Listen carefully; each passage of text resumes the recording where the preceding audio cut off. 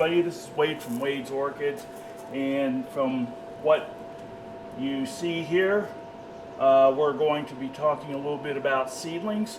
Brittany from Holy City Orchids did a video on her seedlings and requested that I do a video on seedlings also. So I'd like to start out by saying that coming from Flask, I am still experimenting with trying to find what I feel is the best way, and even coming from Community Pot, it's something that has to be worked with, and it's about 50-50 work with how you deal with the situation and how you deal with potting them. So you kind of just have to work on it. But I'd like to start out with, first of all, I'm going to show you my seedling mix here and see if I can get this up real close. Okay, and I may have showed this to you before, but this is fine kiwi bark with medium perlite and some fine charcoal mixed in. And that's what I use pretty much for almost all my seedlings. With some exceptions, I usually don't use any kind of drainage material. I will show you the exceptions in just a moment. This seems to be working out very well. My seedlings, I'm very pleased with how they're progressing. And coming from Flask, you have to go with something a little bit finer than this. So we'll start with coming out of Flask. I don't have any flasks here to show you, but these are some encyclia seedlings. See if I can get this up to the camera real close. Okay, and they're growing in a water bottle. I tried this as an experiment. And when I started, I had the top on the bottle to provide 100% humidity. The seedlings were about a ½ inch tall. And you know, a lot of them were very small. So I put them in sphagnum moss and in here, and it was very tightly sealed. And then after a while, I started opening up the cap of the soda bottle to let a little bit of air get in, and then finally I would take the top off. So this is how they are doing right now. They're doing fairly well. Here is something else that's doing even better, and I think this is the way I'm going to be working on things from here on in, unless I see something that is better.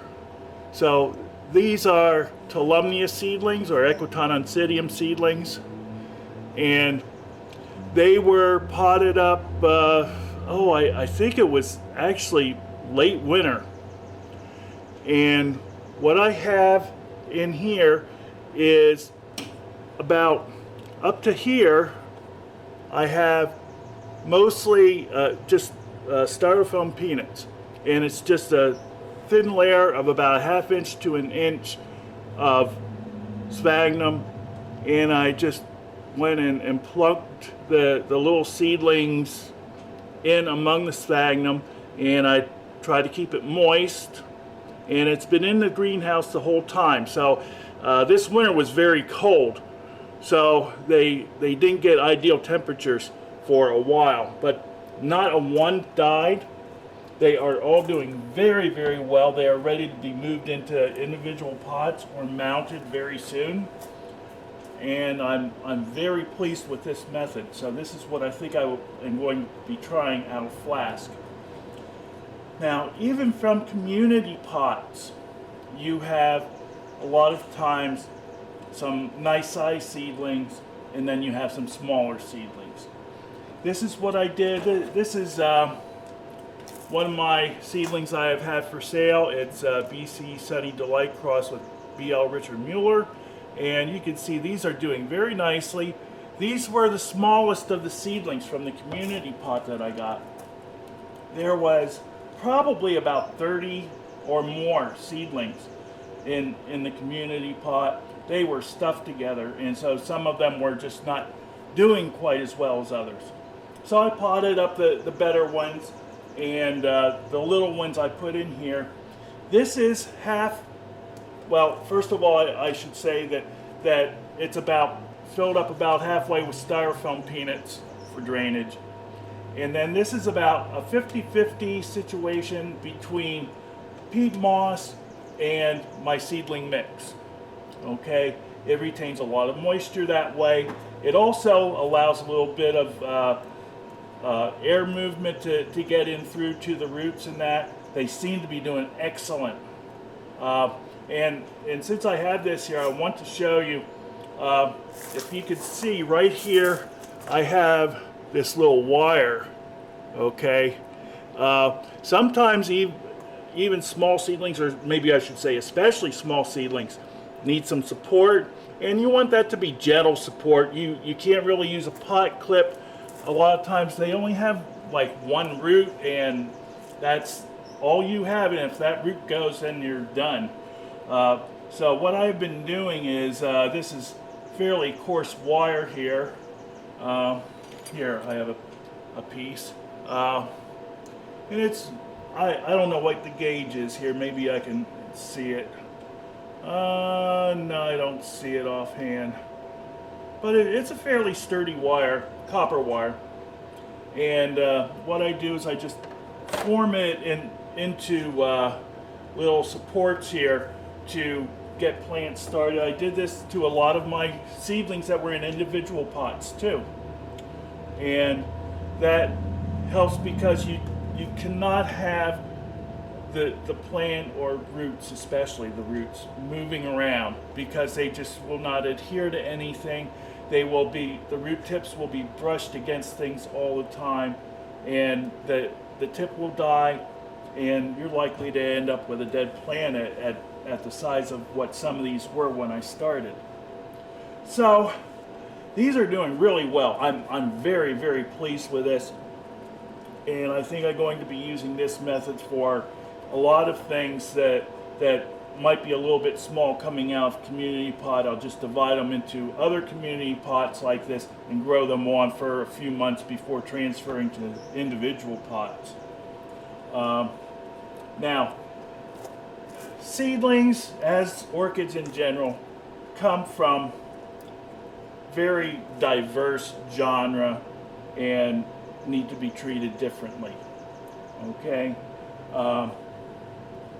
Most of my seedlings that you see are like this. Okay, this is Dendrobium mini snowflake. It's doing very nicely, and it's potted in my seedling mix, a 2-inch pot.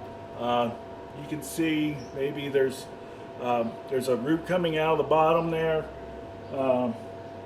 and here's another. This has a little helper too. I can remove it now because I mean it's very nice and sturdy. It has plenty of roots, as you can see. This is Brachyosum crossed with Tannii. Okay, nice healthy thing, and I'm really pleased with this seedling mix. It's doing very, very well for me. Neither of these have anything in the bottom for drainage. Just put the mix in to hold the plant, and that's it. Okay. Now, as plants grow, you need to pot them up. This is the next size. This is a Cattleya radiata here, and it's in a 3-inch pot, putting out a nice new growth here, growing roots like crazy. Now this is still mostly my seedling mix. I think I have a little bit of coarse bark in here, or medium bark from my mature Cattleya mix, but then I fill in with the seedling mix. You notice that as the plant gets bigger, we're moving towards a more coarse medium. Okay, and finally, moving on, we come to something like this. This is Potenera Dream Circle. This is a hybrid that I got from Fred Clark at Sunset Valley Orchids. it is, I consider it still to be a seedling, although it is probably close to being sized for flowering. And it's potted mostly in the mature Cattleya mix. And then I just sprinkle a little bit of the seedling mix on top and tap it in a little bit to help it provide just a little more dense potting media than what the fully mature Cattleya mix is. So here we're dealing with something that is nearly a mature Cattleya, and we're still treating it just a little bit different. Okay, you notice that by combining things like this, like putting a little bit of seedling mix on top, or even a little bit of peat or sand on top, and watering it in, that you can alter your mix to make it more dense and more water retentive. Okay, so this is how you can fine tune your plants without having a whole bunch of different mixes going. Okay, some seedlings need to be treated a little bit differently. Okay, and this is one of my Catasetum tenebrosums. It's doing very nicely, and I'm going to pop it out of here if I can. This is one of the exceptions to the rule. You notice I have a little bit of drainage material in the bottom, just it looks like about 1 or 2 styrofoam peanuts that are broken up a little bit, and I put them in because dealing with the sphagnum moss, you sometimes come into situations where you water too much and it stays a little too wet. So in that case, you want to help out a little with the drainage. I must confess, this is the first time I ever dealt with tiny Catasetum seedlings or anything in this type of genre. They did really well for me. I got them in the fall. They went through a dormant period. They lost, as you can see, these had leaves on, and they lost all their leaves over the winter time. And then in spring they started up. During the winter for these, you got to treat them a little bit like the adult plants. So they had 55-degree nights. They had much less water than what I am giving now. Just enough to barely keep the potting mix damp. Okay, I didn't let it get completely dry, but I watered in very, very lightly, just like I said, just enough to keep it damp, and no fertilization during that period because, like I said, they were dormant. And then in the spring, when they start growing again, you can gradually start to increase the amount of water you're giving them. You can start to fertilize, and this is once you see good root growth going. Okay, with a mature plant, I think Fred Clark, who is a guru for Catasetums, Fred says to get about 2 inches of root growth. With a little seedling like this, you don't wait for 2 inches of root growth, but you just kind of poke in around there, and maybe even pull it out of the pot and check how the roots are doing. And once you see good root growth starting, then you go back into your watering schedule, and then after a little bit of watering, start to do some fertilizing, and things go very well. Now, a mature Catasetum, I let dry out totally during the winter time, and just try to monitor the bulb here, make sure that it stays plump and firm. Okay, at that point during the winter time, these are very susceptible to rotting and around the bulbs and that sort of thing. So you really want to be very careful about watering. Only water very, very lightly if you see that the bulbs are shriveling. Okay? Here is another seedling that is doing well for me. This is Rhynchostylis gigantea. And Rhynchostylis, as they mature, like to have lots of air movement around their roots. As a matter of fact, a totally mature Rhynchostylis really doesn't need any potting media at all. But what we did here is we did my little treatment with the wine corks and the sphagnum moss in a little 4-inch basket here, and it seems to be doing nicely. I've noticed some new root growth at some place here. I can't see it right now, but it's doing very well. Okay, so this is how we're dealing with seedlings. Now, one thing I want to show you about seedlings, I'll go back to this one a little bit. This is our mini snowflake, and I'm going to bring this up as close as I can to the camera here. And if you can see on this leaf here, we have a little bit of reddening. That's not too bad, okay? Seedlings need a bit of protection, but especially with this being a dendrobium, it was doing fine with getting the light that it was getting. And this is really, for seedlings, I'm giving pretty strong light. And I'll show you how I can tell with this one. This is Dendrobium little green apples, and it got too much light. It was growing right next to the mini snowflake, but as you can see here, it's just got some sunburn there, a little bit here. It's still doing well, okay? None of the tissues were really destroyed or anything, but it would really have appreciated a little bit less light. So that's really the only way you can tell, just to observe your plants, watch how they're reacting to your environment, and then adapt your environment to make the plants happier, okay? Sometimes, even with seedlings, you end up with pleasant surprises. This is, just had one flower fall off. This is my little Encyclia boricana that bloomed for me in a 2-inch pot. And that flower has been open for over 6 weeks. Okay, I'm very pleased with this, and if we have results like this from other Encyclia boricana, I think we're going to have a lot of happy people, me included. It's a nice little thing. I don't notice any fragrance really, but it may have some fragrance. And I am sure that once it matures, it's going to have a good number of flowers, and it's going to form a really nice, happy, mature plant that will send out many spikes with many flowers. And that's what we're all after. So this is it pretty much. One thing I wanted to show you. Here, I'll use the cataseed because I can turn it upside down easily.